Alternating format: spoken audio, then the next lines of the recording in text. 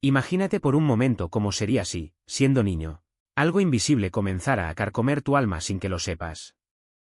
Algo que va arraigando lentamente, como una semilla podrida, hasta dominar cada pensamiento, cada deseo, cada miedo. De eso es de lo que vamos a hablar hoy. Con nosotros está Eric, quien vivió en carne propia el momento en que un demonio encontró espacio para crecer dentro de él. Descubrirás cómo empezó todo, qué pasó después y, lo más importante, cómo logró liberarse. Eric, bienvenido. Gracias, Julio. Es un privilegio estar aquí. Volvamos al principio, Eric. Sé que hubo un episodio específico que plantó esta semilla maligna en tu vida. ¿Por dónde te gustaría empezar? Me gustaría volver al principio de todo. Nací en Newport Beach, California, en una familia sencilla. Mis padres trabajaban en la compañía telefónica y mi papá una vez reparó el teléfono de John Wayne porque vivíamos en el sur de California. Cuando tenía 2 años, recuerdo un caballito de madera en mi habitación, frente a la ventana que daba al patio trasero. Desde allí vi a mi padre construir un velero. Me balanceé sin parar, observando cada uno de sus movimientos. Quizás fue una forma de calmarme, no lo sé. Eso permaneció conmigo durante mucho tiempo. Cuando tenía 5 años, caminaba por el muelle con mi padre cuando pasó un hombre que hacía gestos salvajes y señalaba su brazo. Me asusté y pregunté, «Papá, ¿qué le pasó?» Mi padre respondió secamente, «Simplemente está borracho». No tenía idea de lo que eso significaba. Mis padres me protegieron de todo. Mi hermana mayor también creció así. Nuestra rutina era impecable, desayuno y cena siempre a la misma hora, como una familia de los años 50. Mis padres no bebían porque no querían repetir la historia de sus abuelos, que murieron jóvenes a causa del alcohol. De hecho, mi madre perdió a su padre cuando ella tenía solo 7 años. Ella se convirtió en el pilar de la familia, la luz que los mantuvo unidos después de esa pérdida. Él era un ángel. Más tarde nos mudamos a un pequeño pueblo victoriano en el estado de Washington. Un lugar seguro, donde podría recorrer toda la ciudad a pie. Tenía amigos en la escuela, jugaba en el patio con la vecina, mi infancia fue como un cuento de hadas. Pero había un lado oscuro. Mi padre tenía un temperamento aterrador. Yo era un niño sensible, siempre con una sonrisa en el rostro, pero un error bastó para que estallara. Una fuerte bofetada, un grito y me encogí como un animal acorralado. En un minuto, estaba bailando conmigo en su regazo con el sonido de los veje en la habitación. Al siguiente me perseguía furioso porque había tirado una pelota al techo y algo cayó. Nunca hubo equilibrio. No me enseñó nada sobre la vida, solo me dijo no hagas eso y me castigó cuando cometí errores. Nunca un cumplido, nunca un estímulo. Solo castigos. Cuando tenía 8 años, un amigo me mostró las revistas pornográficas que guardaba su padre. Eso me golpeó como un rayo. Sentí una emoción que nunca había experimentado, como si algo antiguo hubiera despertado dentro de mí. Fue como la primera dosis de una droga. Me quedé fascinado, aunque no entendía casi nada. Hasta entonces, ni siquiera sabía que las niñas tenían cuerpos diferentes a los de los niños. Pero esas imágenes plantaron algo en mí, algo que creció en los meses siguientes. Le propuse a mi amigo, que era un año menor, que lo exploráramos juntos. No entraré en detalles, pero basta decir que no fui el único. Conocí a un hombre de 27 años, padre de 4 hijos, que pasó por lo mismo cuando era niño. Eso no fue una cosa de chicos. Fue el comienzo de algo mucho más oscuro. A los 12 años mi vida dio un giro decisivo. 2 fuerzas opuestas empezaron a competir por mi corazón. El primero llegó a través de una canción. Mi madre me llevaba a casa desde la escuela cuando escuché Number of the Beast de Iron Maiden en la radio. Esa guitarra me electrizó. Nunca había oído nada parecido. Necesitaba más. Ese mismo año mi madre me regaló un tambor, porque siempre estaba golpeando las mesas con cucharas de madera y tarareando. Me encantaba la música. Incluso antes de tener el instrumento, escuchaba los discos de blues de mi padre y me mecía en el sofá, como si todavía estuviera en el caballito de madera. Ahora, había rock pesado, Iron Maiden, Judas Priest, o sí, y me consumía. Pero ese mismo año, mi madre me presentó a Jesús. Ella me leyó, antes de acostarme, un libro para niños sobre su vida. Me quedé asombrado.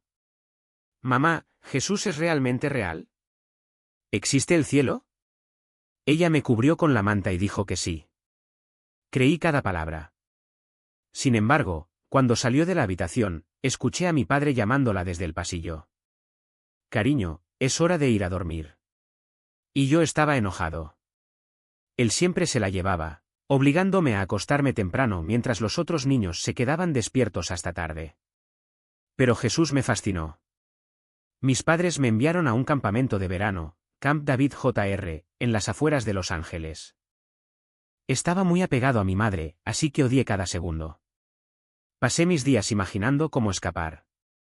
Pero una cosa que dijo un monitor se quedó grabada en mi memoria. Explicó que cada día, si hacíamos algo para Dios, recibiríamos una galleta en un frasco. Si no hiciéramos nada, el bote estaría vacío. Al final de la vida, todo estaría dicho. Si hubiera demasiados botes vacíos, estaríamos perdidos. Nunca lo olvidé. Pero mientras tanto, el otro lado, Carmen irrumpió en el escenario y el aire vibró con una energía que nunca antes había sentido. No era solo música, era algo vivo, pulsando entre las personas, como si cada nota fuera un hilo invisible que nos conectara con algo más grande. Mi amigo, ahora soldado en cuerpo y alma, me miró con esos ojos que habían visto el cielo y el infierno en cuestión de meses, y dijo, ¿sientes esto? Es real. No es solo un espectáculo. Y lo sentí. Pero los demonios ya se habían arraigado en mí como la hiedra venenosa. El alcohol fue mi primer amor, mi refugio, mi armadura contra el mundo. ¿Y roca? El rock era mi voz cuando no podía hablar.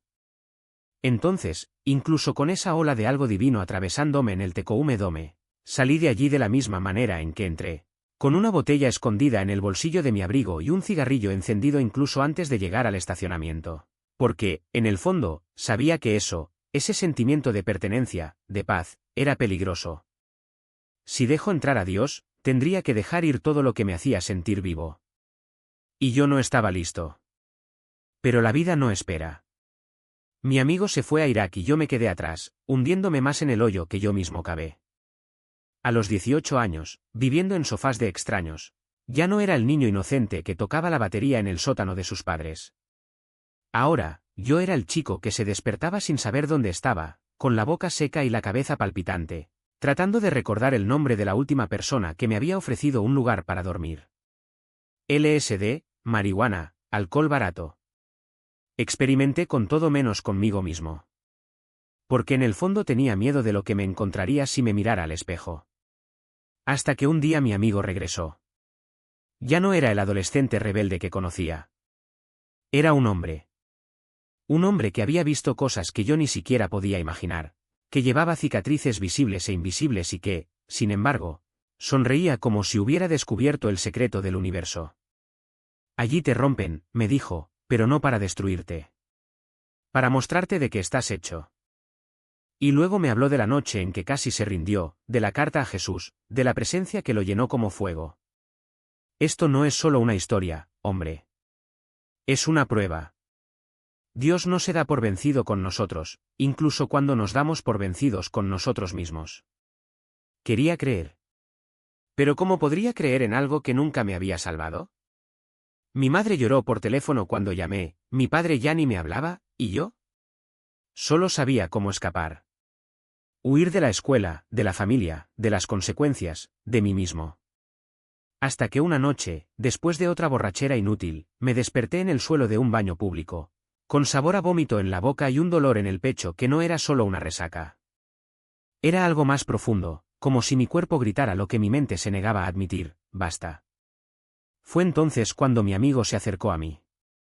No con sermones, no con juicios, solo con una invitación. Ven conmigo.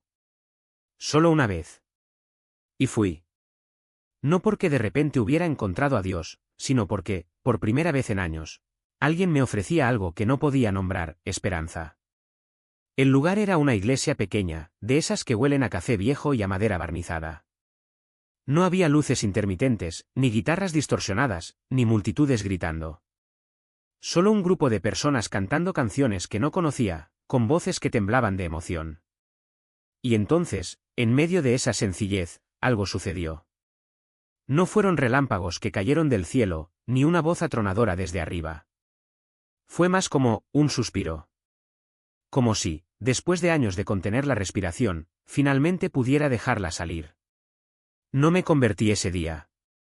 No vi visión, no hablé en lenguas, no caí al suelo llorando. Pero por primera vez miré. Miré el desastre que había hecho en mi vida, y en lugar de mirar hacia otro lado, lo vi. Y lo que vi no fue un fracaso, fue una invitación. Una invitación a dejar de correr. Dejar de ser el chico que huía de todo y, quizás, empezar a ser el hombre que se enfrentaba a algo. Todavía tomó un tiempo. Todavía hubo noches en las que tropezaba, en las que volvía a la botella, en las que maldecía a Dios por no haberme sacado del hoyo de una vez. Pero, poco a poco, algo cambió. No fue Dios quien me salvó de un momento a otro. Fui yo, poco a poco, dejando de luchar contra él. Y, al final, tal vez eso sea realmente la fe, no un milagro instantáneo, sino el coraje de dejar de huir. La ceremonia del sudor y, por primera vez en años, sentí algo diferente. No era solo el calor lo que quemaba mi piel, era como si el fuego también quemara las mentiras que llevaba. Ese lugar no era una iglesia, no había bancos ni himnos, pero allí, entre hombres que lo habían perdido todo y seguían en pie, comencé a comprender que la redención no venía de un libro ni de una doctrina, sino de un simple gesto, dejar de mentirme a mí mismo. Job Corps me dio una rutina. Levantarse temprano, trabajar duro, aprender a soldar, reparar motores. Respetar el silencio de las madrugadas en el puerto. Pero lo que realmente me salvó fue darme cuenta de que ya no necesitaba ser el personaje que yo mismo había inventado. No necesitaba ser el poeta maldito, el rebelde sin causa, el artista ahogado en vino y noches interminables. Podría ser simplemente Eric. Y resultó que Eric no quería lastimar a nadie. Eric solo quería despertarse por la mañana sin avergonzarse de lo que había hecho la noche anterior. Aún así, la tentación volvió. Los fines de semana, cuando la disciplina se relajaba, bajaba al bar más cercano y pedía una cerveza. Solo uno, dije. Pero uno siempre se convertía en dos, y dos en tres. Y de repente estaba de vuelta en ese lugar oscuro donde las voces susurraban que yo era demasiado especial para las reglas, que la vida era demasiado corta para arrepentimientos. Luego conocí a un chico en AA. No me dijo que creyera en Dios. Simplemente me contó cómo dejó de beber, un día a la vez. Y cómo, poco a poco, los días sin alcohol se habían vuelto más fáciles que los días con él. No lo creí en ese momento. Pero mantuve la idea. Y cuando regresé al dormitorio, en lugar de tomar el camino hacia el bar, fui a la biblioteca. No buscaba poesía ni manifiestos anarquistas. Busqué un libro sobre mecánica naval. Quería entender cómo funcionaban esos motores que tanto admiraba. Y por primera vez en años, sentí algo parecido a la paz. No fue la euforia de la bebida ni la adrenalina de la rebelión. Era algo más silencioso, más sólido. Como si, después de correr tanto tiempo, finalmente me hubiera detenido a mirar a mi alrededor y me hubiera dado cuenta de que ya no estaba perdido. Por supuesto, todavía hubo recaídas. Todavía había noches en las que me despertaba en el suelo de un baño público, sin recordar cómo había llegado allí. Pero algo había cambiado. Antes me regodeaba en la vergüenza y decía, soy un fracaso, no tiene sentido intentarlo. Ahora, cuando me desperté así, pensé, está bien, eso pasó. Pero mañana podría ser diferente. Y poco a poco, los mañanas empezaron a serlo. No porque me hubiera vuelto perfecto, sino porque había dejado de creer la mentira de que la perfección era la única forma de valer la pena. Trabajar en los remolcadores fue mi salvación. No por el dinero, no por la aventura, sino porque allí, en medio del mar, con el viento golpeando mi cara y el ruido de los motores llenando el silencio, finalmente entendí que ya no necesitaba demostrarle nada a nadie. No necesitaba ser el más borracho, el más rebelde, el más artístico. Podría ser simplemente un tipo al que le gustaban los barcos, que se levantaba temprano y que hacía bien su trabajo. Y eso, descubrí, era más que suficiente. Me dejó en paz. Esa noche con Sean y la metanfetamina fue como encender una cerilla en un barril de pólvora. No fue solo el efecto de la droga, fue la sensación de que finalmente había encontrado algo que me hacía sentir viva otra vez, incluso si era una vida falsa, una chispa antes de la explosión. Recuerdo pasar horas mirando el techo del autobús, las paredes vibrando con el bajo de la música, los pensamientos corriendo como agua sucia por un desagüe. ¿Y lo peor? Sabía que eso no era libertad. Era simplemente otra prisión, solo que con luces intermitentes. Sean me miró con esos ojos de alguien que ya había visto demasiado, pero todavía creía en algo. Una vez me dijo, mientras escuchábamos a Naoki por centésima vez, no necesitas que esto sea interesante. Hombre. Ya lo eres. Y me reí, porque era más fácil reír que admitir que tenía razón. Pero esa noche, después de la metanfetamina, lloré.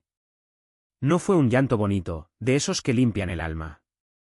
Fue un grito feo, el de alguien que sabe que se está ahogando y, sin embargo, sigue sosteniendo la botella. Los vecinos del hoyo empezaron a evitarme. No fue solo el ruido, ni las noches de insomnio, ni los gritos que hice cuando el alcohol y las drogas me transformaron en otra persona. Fue la forma en que los miré, como si fueran personajes de un libro que nunca terminaría. Los vi como material, no como personas. Y lo sintieron. Incluso Sean, que siempre aparecía con sus perros y una sonrisa tímida, empezó a llamar a mi puerta solo durante el día, cuando todavía tenía resaca, pero al menos lo suficientemente sobrio como para no asustar a nadie. Un día llegó con una botella de whisky medio vacía y una mirada que yo conocía bien, la de alguien que está a punto de renunciar a ti. Eric, no podemos seguir así, dijo, mientras los perros olfateaban el suelo del autobús, buscando migas o cualquier otra cosa que no fuera olor a alcohol y desesperación. Te estás matando y no quiero ver eso.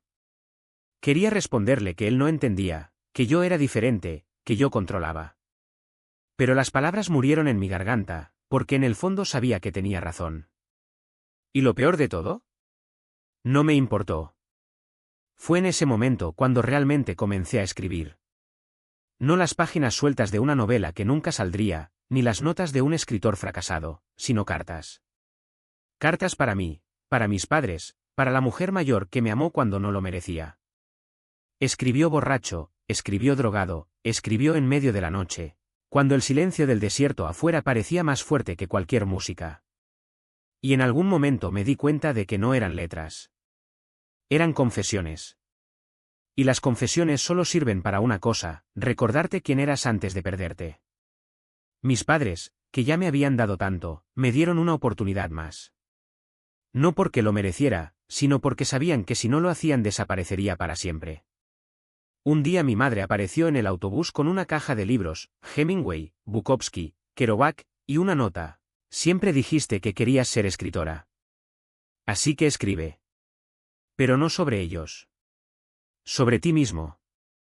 Me reí, porque parecía un cliché, pero también lloré, porque era la primera vez en años que alguien me trataba como si todavía tuviera salvación.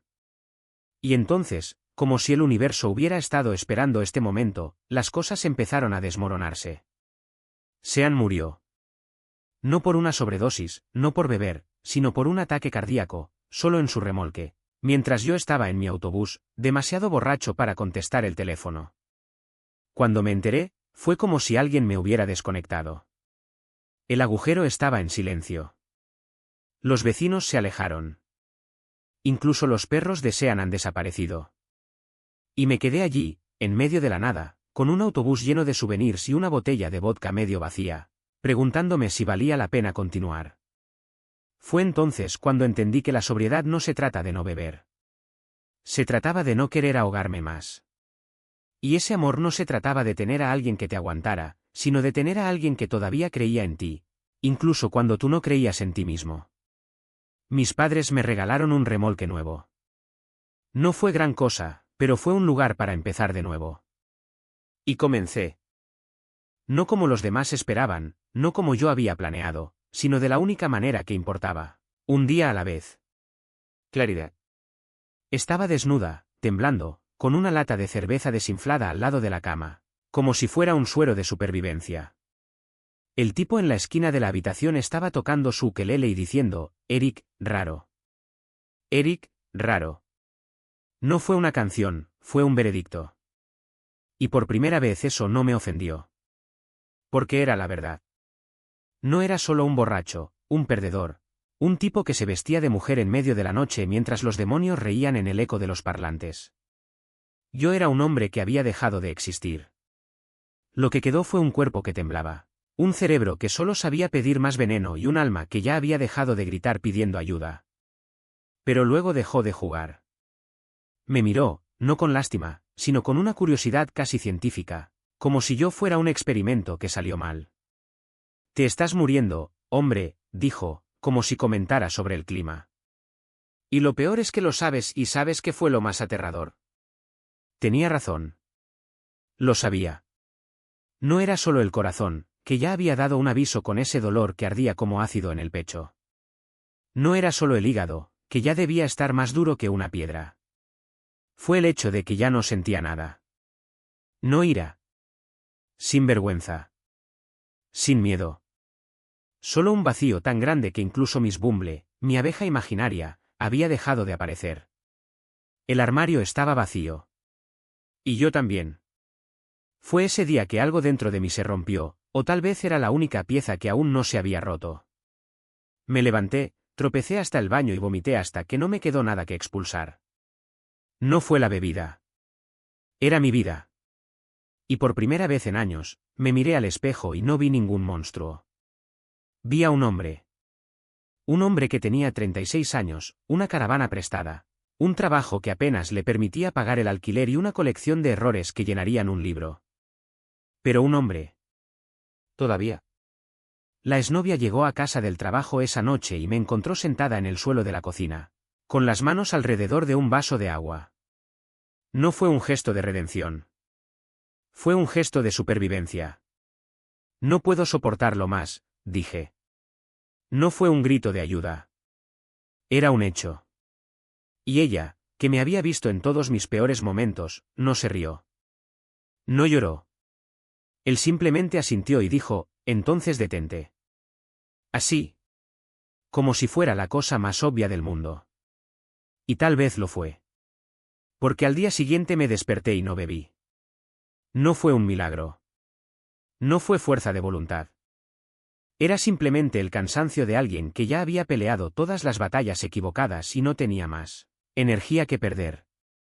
Fui a trabajar. Llegué tarde. Gritó el jefe. No respondí. Regresé a casa. Abrí la nevera y, en lugar de una cerveza, cogí una manzana. No fue un nuevo comienzo. Fue un primer paso. Y, por primera vez en mucho tiempo, no estaba corriendo. Estaba caminando. Despacio. Pero adelante. Y luego, de repente, el sonido de algo rompiéndose. No eran voces. Eran presencias. Algo que no tenía nombre, pero tenía peso.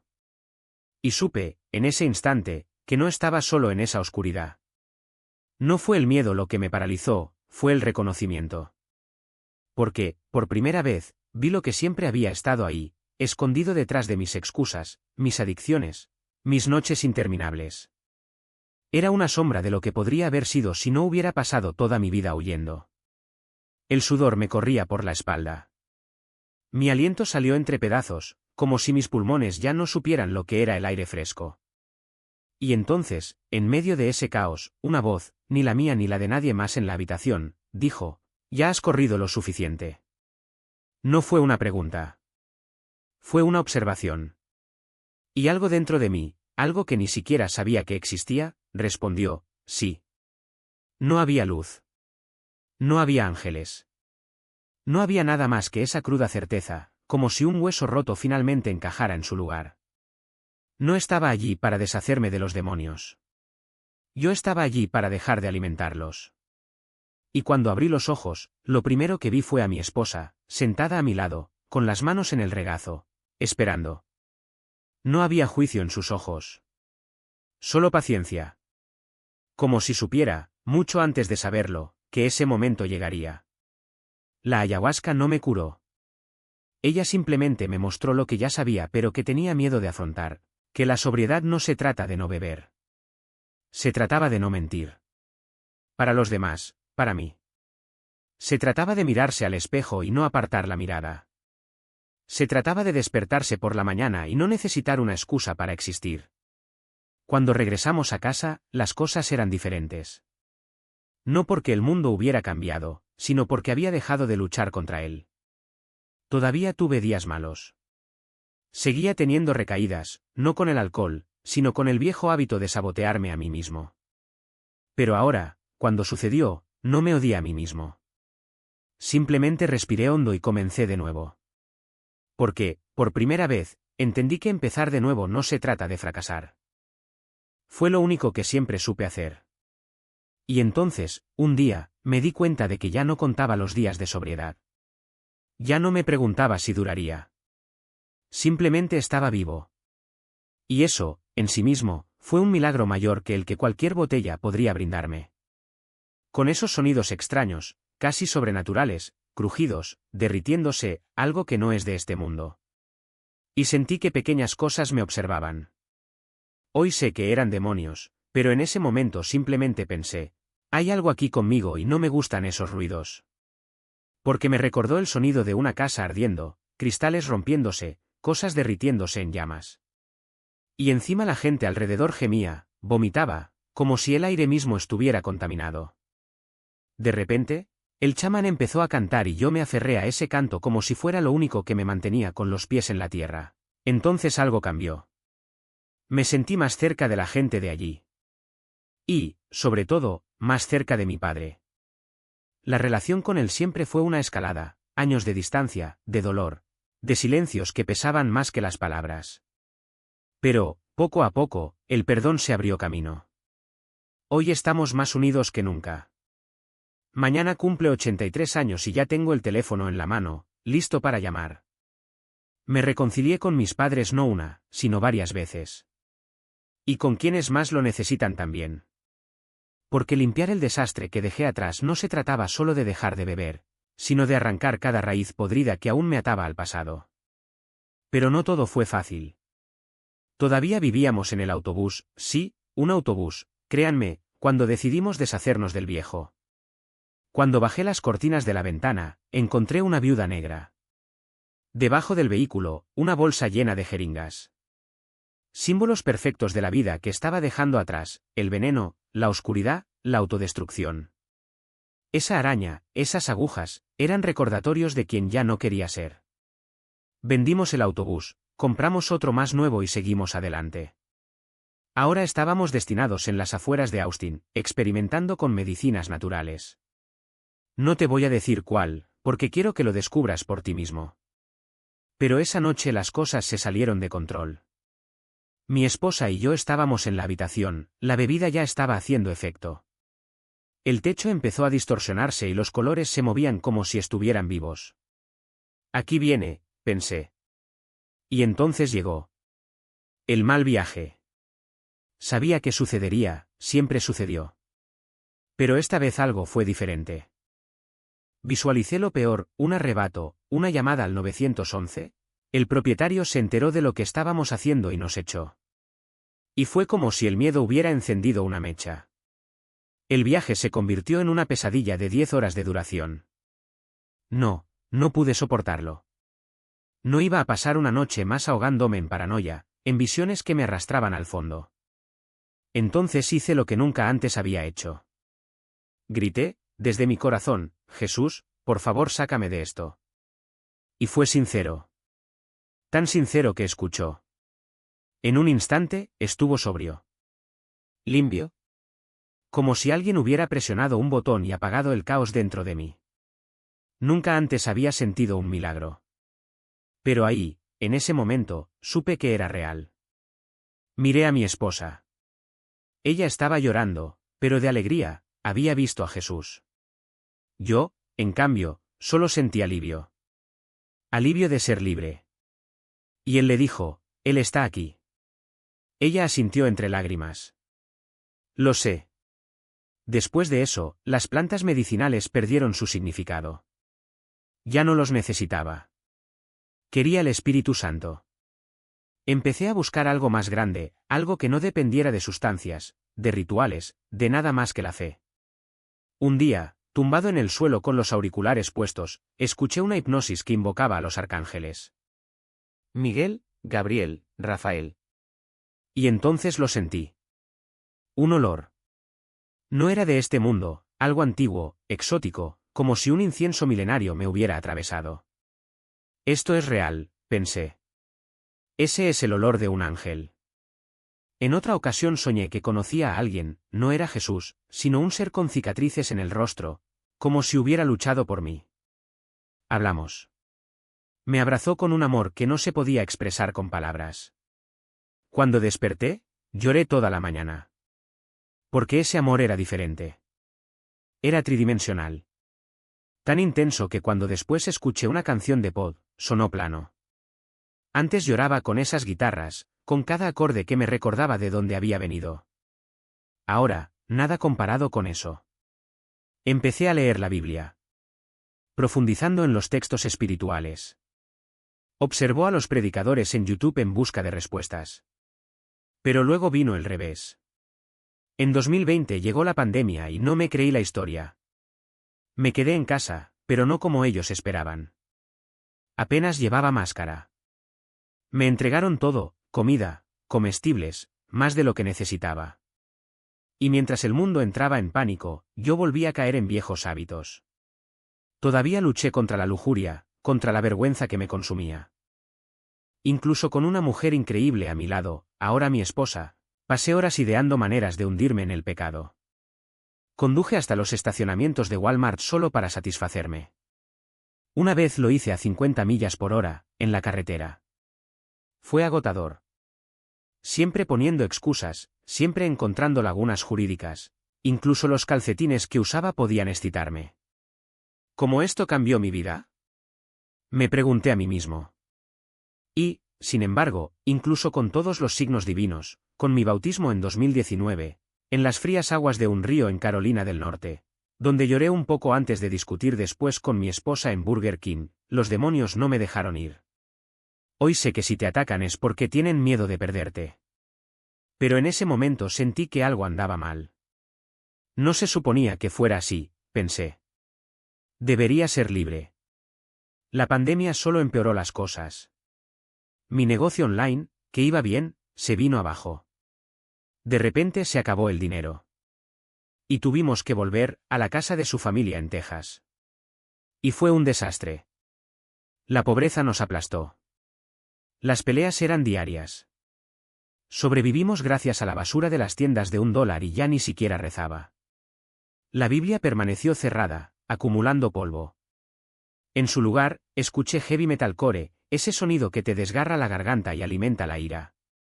Y estaba furioso, contra Dios, contra mí mismo y contra el mundo. Una niebla de engaño me envolvió, tan espesa que ni siquiera me di cuenta de que estaba atrapada. Así actúa el enemigo, crees que tienes el control, pero en realidad te están arrastrando al fondo, sin siquiera saber que te estás ahogando. Recuerdo 2020, todavía en Carolina del Norte.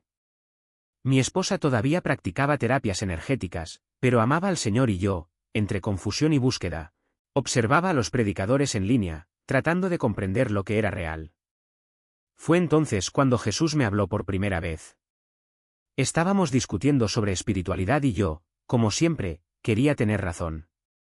Fui a su habitación, ella estaba en la cocina, ocupada con algo, y de repente una voz clara resonó dentro de mí: te amo, hagas lo que hagas. No fue un sentimiento, no fue un pensamiento mío. Fue una certeza que me cruzó el alma. Y eso me destruyó. Porque, en el fondo, yo era igual que mi padre, un controlador. Si ella no creía como yo creía, la juzgaba y trataba de moldearla. Pero Dios me dijo sin rodeos: apártate del camino. Te amo, incluso si no lo entiendes. Eso cambió todo. Nunca más la presioné sobre su pasado. Y me di cuenta de algo: muchos cristianos recién convertidos, llenos de fuego, andan diciéndole a la gente cómo deben vivir, cómo deben creer. Pero el Evangelio no funciona así. Mi amigo, cuando tenía 18 años, nunca me obligó a hacer nada. Él simplemente contó su historia. Y fueron los testimonios, no las reglas ni los sermones, los que me llegaron. Los predicadores de YouTube que me tocaron no dijeron tienes que ir a la iglesia o tienes que leer la Biblia. Simplemente contaron lo que Dios había hecho en sus vidas. Y eso es poderoso. El Evangelio está evolucionando y no estoy aquí para juzgar la obra misional. Cada uno hace lo que siente en su corazón. Pero mi verdad es esta, los testimonios se transforman. Las historias se guardan. Avance rápido 2 años. Mi negocio volvió a prosperar. El dinero empezó a fluir de nuevo. Bajé 23 kilos, comencé a orar todas las noches, a leer la palabra. Pero todavía había una batalla que no podía ganar, la adicción a la pornografía, la compulsión que me arrastraba a la oscuridad. Hasta que hace 6 meses Dios me habló nuevamente. Y esta vez no hubo lugar para la negociación. O vives para la carne o vives para mí. No había forma de discutir. No había manera de andarse con rodeos, de justificarlo. Conozco excusas, soy un maestro poniéndolas. Pero cuando Dios habla, no hay brecha. La verdad es absoluta. Satanás es dueño de la valla, y quien se para en ella termina cayendo del lado equivocado. Vi vídeos en YouTube que decían que la masturbación es normal, incluso para los cristianos. Mentir.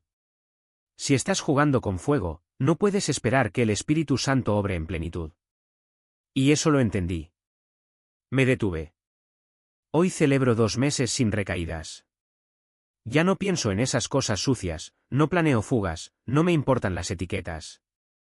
He pasado toda mi vida buscando validación, en ser diferente, en ser cool, en intentarlo todo. ¿Y ahora?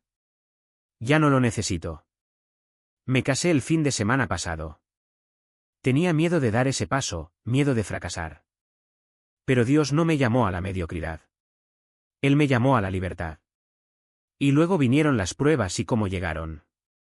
El año pasado fue el más difícil de mi vida. No por mis decisiones, sino porque el mundo se derrumbó a mi alrededor. Primero, el huracán.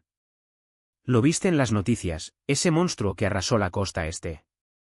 Ni siquiera sabía que estaba en medio de esto. Estaba demasiado ocupada luchando contra otra tormenta, algo dentro de mí. Mis piernas empezaron a picarme y luego a arder. Mordeduras que no sanaron. Al principio pensé que eran mosquitos, pero luego me di cuenta de que no lo eran. Eran parásitos. O gusanos. O algo peor. No sé. Solo sé que noche tras noche sentí cosas moviéndose bajo mi piel. Aparecieron pequeños agujeros, como si algo me estuviera comiendo por dentro. ¿La peor parte? Mi esposa estaba en Texas visitando a su familia cuando falleció su madre. Y yo, sola, con el huracán arrasando afuera, sin luz, sin internet, cubierta de pies a cabeza por esa plaga, gritaba a Dios. Jesús, sácame de esta. No fue el viento, no fue la oscuridad. Fue por lo que me consumía por dentro. Y entonces, en medio del caos, entendí, no era solo el cuerpo. Fue el corazón. He ido a urgencias 3 veces en los últimos 6 meses, convencido de que estaba sufriendo un infarto. La enfermedad de Lyme, esa espiral de bacterias, puede detener el corazón. Y pensé, esto es todo. Así es como voy a morir. Mientras ella no está, mientras el mundo se desmorona. ¿Pero sabes qué pasó? En lugar de destruirme, me acercó más que nunca a Dios. Cada noche de agonía se convirtió en una noche de oración. Cada picazón insoportable se convirtió en un recordatorio, no estás solo. Cuando volvió a tener internet después de 8 días, no sabía cómo iba a conseguirlo en el hotel, ni GPS, ni mapa, ni nada. Pero fui. Y cuando la encontré, exhausta, herida, pero de pie, supe que había ganado. Amigo, si estás pasando por un valle oscuro, escucha con atención, esto no es para destruirte. Es para fortalecerte. Es para construir tu testimonio. Es para hacerles comprender que sin las tormentas nunca sabríamos cuán firme es nuestra fe. Yo era un cristiano escaparate, todo fácil, todo perfecto. Pero Dios no nos llama a la zona de confort. Él nos llama a la batalla. Y es en la batalla donde nace el fruto. Y te puso sobre roca firme. Y esa piedra no es una metáfora, hermano. Es una realidad que puedes tocar, sentir, pisar con los pies descalzos y saber que no te hundirás.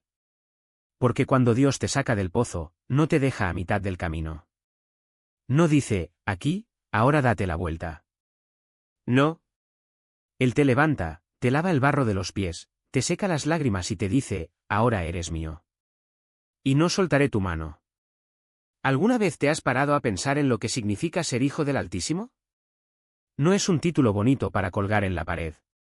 Es una identidad que arde dentro de ti como el fuego. Es saber que cuando el enemigo susurra, eres débil, puedes reírte en su cara y responder, sí, soy débil. Pero mi Dios es fuerte. Es comprender que cada cicatriz, cada caída, cada noche de insomnio no fue en vano. Fue entrenamiento. Fue una preparación. Fue Dios diciendo, te estoy transformando en algo más grande de lo que puedas imaginar. Y mira lo que te hizo.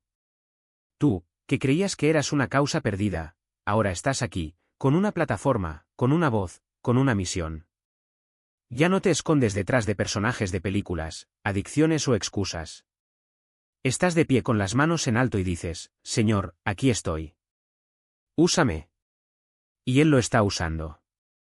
Estáis expulsando demonios en todo el mundo, no con un diploma en la pared, sino con la autoridad que proviene del nombre de Jesús. ¿No es increíble? ¿No es glorioso? No necesitas un título, un puesto o aprobación humana. Todo lo que necesitas es un sí y el coraje de obedecer. ¿Y sabes qué más? Cuando miras a ese niño de 12 años que escuchó por primera vez acerca de Jesús, ves lo que Dios ya ha hecho. No empezó ayer. Él estaba allí, en ese momento, sonriendo de oreja a oreja, tal como lo imaginabas. Y Él todavía está sonriendo ahora, porque ve en lo que te has convertido. No se trata de perfección. Se trata de progreso. No se trata de no volver a caer nunca más. Se trata de levantarse más rápido, con más fe, con más audacia. Ya no eres el mismo. Eres una nueva creación. Y esta nueva creación tiene un propósito, llevar luz donde hay oscuridad, esperanza donde hay desesperación, libertad donde hay cautiverio. Entonces, cuando surja la duda, y vendrá, recuerda el Salmo 42. Recuerda que Dios no te sacó del pozo para dejarte en paz. Él os sacó para mostraros que, incluso en las noches más oscuras, incluso cuando la sed del alma parece insoportable, Él está allí, saciándoos con ríos de agua viva. No necesitas perseguir ídolos, placeres vacíos, falsas seguridades. Ya tienes lo que es eterno. Ya tienes lo que es real. Y si hoy estás cansado, si hoy la batalla te parece demasiado dura, si hoy no ves salida, mira la cruz. Mira ese dibujo que hizo la chica rusa. Mira lo que Jesús hizo por ti. Él no te salvó para que pudieras vivir una vida mediocre. Él te salvó para que pudieras vivir una vida de poder, de propósito y de pasión. Una vida que hace temblar el infierno y alegrar el cielo. Así que levántate. Toma tu espada. Y ve a la pelea. Porque ya no estás luchando solo. Estás luchando del lado del Rey de Reyes. Y con él ya habéis vencido. Y ahora Él está estabilizando tus pasos. Y no puedo esperar a ver lo que Él hará por usted, lo que ya está haciendo ahora. Es un testimonio tan hermoso, porque Él nunca se da por vencido con nosotros. Él no termina su obra en nosotros hasta el día en que estemos en plena gloria. Pero hay algo que debo resaltar, que le dirías a alguien que, ahora mismo, está buscando algo más. Quizás estés utilizando otras formas de intentar encontrar a Dios, como estas plantas medicinales, pensando que pueden ser un camino hacia Jesús. Escuche con atención, el enemigo es un maestro disfrazándose. Muestra algo que parece maravilloso, una puerta de entrada, pero es un error. Ya has experimentado esto, ¿no? Y vio cómo, la segunda vez, ya no era lo mismo. Dios es paciente con nosotros, pero debemos entender que estas prácticas conllevan riesgos. Todas estas modalidades de la nueva era tienen una ventaja peligrosa. Pueden oscurecerse. Dicen que eres Dios, que eres el Creador, que todo lo puedes. Dios se convierte en un detalle, un pensamiento secundario. Y, sinceramente, no está 100% limpio. Puede que incluso aporte ideas, pero ¿y qué? ¿A quién le importan las ideas si no son la verdad? Quiero la verdad. Y quiero decirle a cualquiera que esté luchando contra cualquier tipo de adicción, el Espíritu Santo es la experiencia más intensa que jamás haya tenido. El más puro. No es una euforia pasajera, es amor verdadero, que te alcanza, te abre, te hace sentir vivo como nada más puede hacerlo. Es puro, es real, es el aliento mismo del trono de Dios. ¿El resto? Está distorsionado. Puede llevarte por un camino oscuro y vacío, una pérdida de tiempo. He tenido mis momentos con sustancias, ¿y sabes qué me dieron? Nada. Sin sabiduría, no hay claridad duradera. Lo único que me hace crecer en sabiduría es vivir con Jesús a través de las pruebas, y todos las pasaremos. Entonces, ¿por qué no aceptarlo? ¿Por qué no dejar que Jesús nos santifique, corte las ramas muertas que no dan fruto? Mis ramas hoy están firmes, cargadas de frutos, porque luché. Y Él continúa guiándome, en cada tormenta, en cada prueba.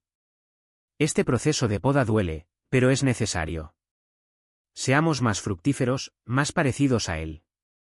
Si estás enojado con Dios, mira de Zac. La película muestra a Dios de una manera que puede abrir tu corazón nuevamente. Si quieres algo potente, rápido. El ayuno rompe cadenas. Y ahora quiero cerrar con una oración. Jesús, gracias por Julie, por este espacio, por llegar a tanta gente perdida, caminando por caminos oscuros, atrapada en algún tipo de hechizo, sin poder verte. Muchos están oprimidos, llenos de demonios, no todos, pero hoy existe una fuerte opresión demoníaca. En la música, en los medios de comunicación, en muchos lugares. Y sin ti estamos perdidos. Entonces pido, quien esté escuchando ahora, que ponga la mano en la pantalla. Expulsemos demonios en el nombre de Jesús, por el poder del Espíritu Santo. Expulso el espíritu de ira. Expulso el espíritu de miedo. Expulso el espíritu de perversión y lujuria. Salid, en el nombre de Jesús, por la sangre del Cordero. Ser libre. Rompe estas cadenas. Por el poder del Espíritu, sí. Amén.